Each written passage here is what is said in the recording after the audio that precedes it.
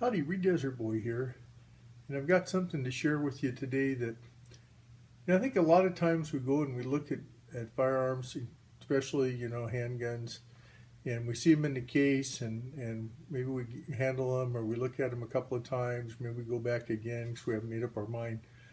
There's nothing quite the same as when you're actually looking at it and you open up the case and you look at it and you realize that this one's going home with you.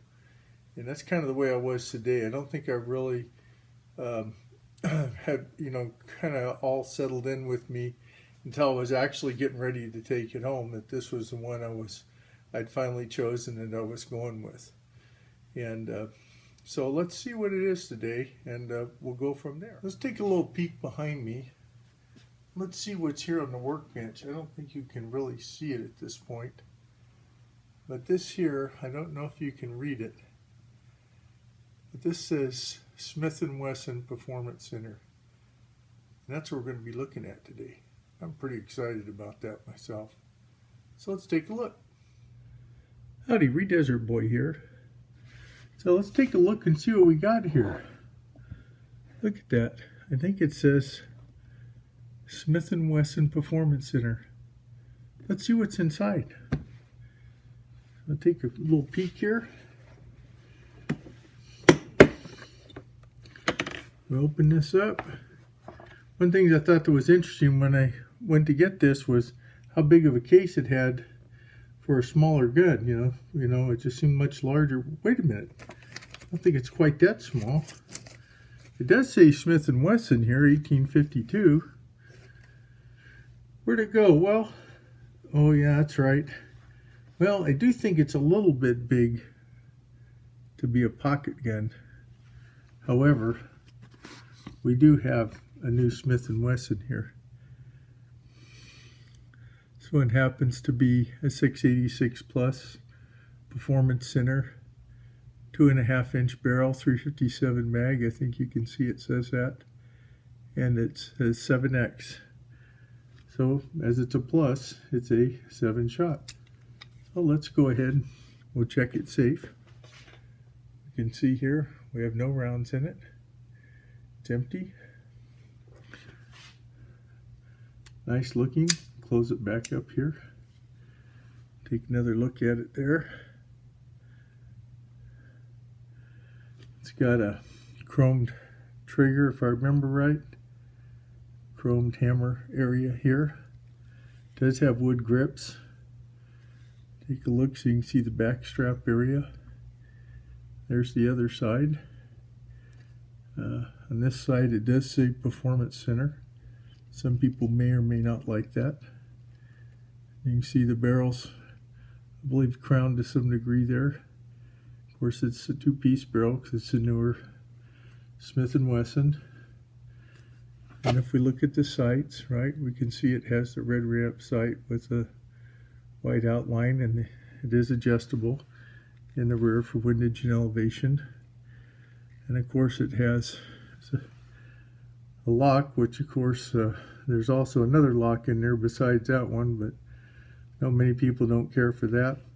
One of the things that was kind of different for me in Smith & Wessons I've owned in the past, they were always blued with the wood grips, so I've never had one that was a stainless or that was an unfluted cylinder. Of course, my understanding is the trigger's been PC Performance Center tuned and so forth. So anyway, this gun is 34.4 ounces. I think it's about 7.5 inches long, if I remember right. Of course, it's a 2.5-inch barrel, as I mentioned before. It looks like the sights on the front are dovetailed, where you could remove them, I suppose. Of course, on top it's set up here where it's got this little ribbing kind of area to help with any glare that you might have. And it's a fairly full-sized handful there, just holding it out there, but very nice looking, I think. So my quest when I started looking, just in kind of talk about this a little bit. We'll look a little more at what's in the box here in a minute. I started looking for a 357 Magnum.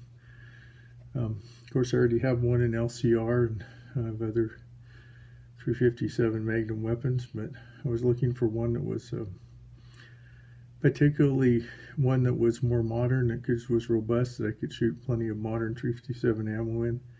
Sometimes if you have some older ones or something, you may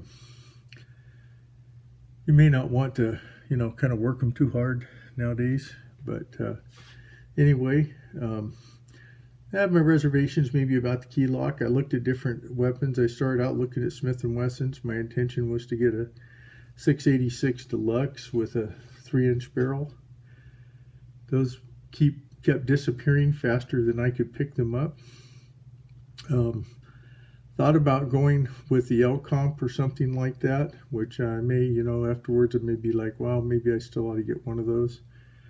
But for me, this one seemed to be drawn to me. Mostly I really liked the grip size on there. I know it's not that great maybe for carry, but we'll see how that works out in the long run. I do plan on getting a nice leather holster, probably a pancake style holster, to make sure the trigger and everything is covered. Or I usually get a strap. But anyway, so on my quest, every time I saw one I wanted to get, I saw a couple of Rugers I liked too. I saw a Talo edition, and both of them that I saw had one of them was a 7-shot, and it had a fiber optic front sight, which is really kind of what I would have preferred. And then I saw another one that was a 4-inch, but it was a 6-shot, but it went away before I could pick it up too. So, I thought about going down to a J-frame like a 649, but I just know that shooting 357 loads is not going to be that much fun with that. So, it's not much different than having my Ruger, although it's a bit heavier because the 649, I believe, is all stainless steel. So this is stainless steel, wood, stainless steel, all steel. So it ought to be able to handle most anything. The 2.5-inch barrel might make the recoil a little more intense. That's why I kind of wanted a 3-inch. I even thought about a 4-inch at one time. But for my purposes, because I do plan to use this as part of concealed carry, and should be particularly okay perhaps in the wintertime. In the summertime, I do use my Ruger LCR, 357 LCR, as part of a rotation. Usually I do carry it more than some of my other ones, but along with my 6-hour P938. But anyway, this was one of the workhorse, kind of more powerful ones I was interested in. So what else is in the case? We'll just take a peek real quick in here. Of course, there's the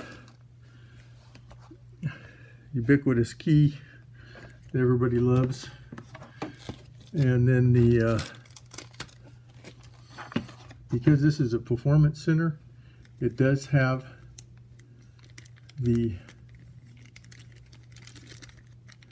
has a little moon clips here that come with it. And as you can see, if we take a look at this again, you can see this is recessed for the moon clips, but it's not required to have the moon clips to use it. I had seen a review by somebody who had to send it back to Performance Center. Actually, he's Beretta 9mm USA. In fact, I know it was. And they had some light primer strikes with it, so I'm kind of hoping that doesn't happen with this one. I have seen the videos where some people recommend taking the grips off and adjusting I think it's the hammer spring down there. But I'm hoping I don't have any of those issues with this particular one. And I really like the reviews that Beretta 9mm USA does, because they're very thorough, and they always pick some nice quality guns. So anyway, I went with this one here, and we'll see how it works out. Of course, one of the very key things that's in here as well in the package, of course, more locks. They seem to like locks and some other paperwork. But one thing you always want to read, of course, is your safety and instruction manual. I have looked through here and begun reading this. In fact, I've read most of it, pretty much. I've read it because I was planning on going to the range today, but I didn't make it. Something came up, so I couldn't go. But anyway, you always want to make sure you cover all that kind of stuff. So, yeah, I may go to, if I go to get a leather holster, I've kind of explored it. Simply Rugged has a nice pancake holster. There's also a nice inside the waistband and outside the waistband holsters by Tucker Gun Leather. I also looked and saw that I believe DeSantis has one, and the other one I looked at was as far as a Kydex would be a crossbreed. What do they call it? It's a Max slide holster. It's actually an outside the waistband one. So we'll see what we end up with. I have a holster I think I can use in the meantime. I could maybe use the sticky holster, but I think it's kind of barely fits in there. This is actually for something else I have, but wanted to share that with you today. Sorry I got running off there about it, but I plan on taking it to the range, probably shooting. I may shoot something all the way up to some Remington 180 grain HTP ammo in it if I feeling particularly feisty. Otherwise, I'll probably stop somewhere like with as high as 158 grain, Federal or something like that, and then do some 125 or 135 grain, Spear Gold Dot or Sig Sauer for self-defense ammo, possibly some Hornady FDX critical defense, and then I might have, probably will shoot some 38s in it because, but I want to start off seeing how it does with 357s, because that's really why I bought it. So I thought about, the one that's the pug nose, as they call it sometimes. I think that's called maybe it is a 327. Can't think of it, but it's a really big 8-shot one. I also thought about buying a Ruger 8-shot. That's a 2.75 inch barrel, but it's like 44 ounces. I mean, it's just, I'm sure it's very stout and everything, but this is already a handful. So anyway, I hope you like this. We'll see how the range footage comes out. I'll try it with and without moon clips. I'm probably going to try to get one of these tools, which I think I saw on Pat RMG's channel, where you can get the tool to pull those out with. So thanks very much, and as a Desert Boy always says, be safe out there, whatever you're doing. And if you like this, please like, comment, and subscribe. Bye now.